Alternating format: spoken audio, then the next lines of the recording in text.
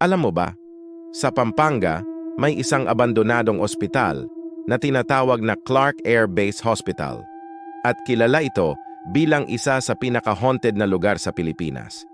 Noong panahon ng World War II at Vietnam War, dito dinadala ang mga sugatang sundalo para magamot. Pero hindi lahat ay nakakabalik sa kanilang pamilya. Libo-libo ang namatay sa loob ng ospital na ito.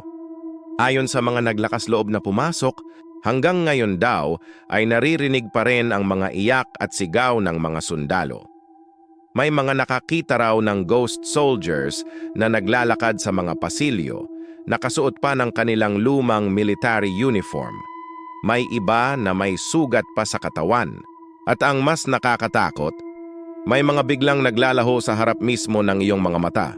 Sa dami ng mga kakaibang kwento, tinawag itong isa sa pinaka-creepy na haunted hospital sa buong mundo. Kaya nga, ikaw, kaya mo bang pumasok mag-isa sa Clark Air Base Hospital? Share your thoughts sa comments. At para sa mas marami pang nakakatindig balahibong kwento, i-follow ang Sa Dulo ng Kwento. Salamat sa pakikinig!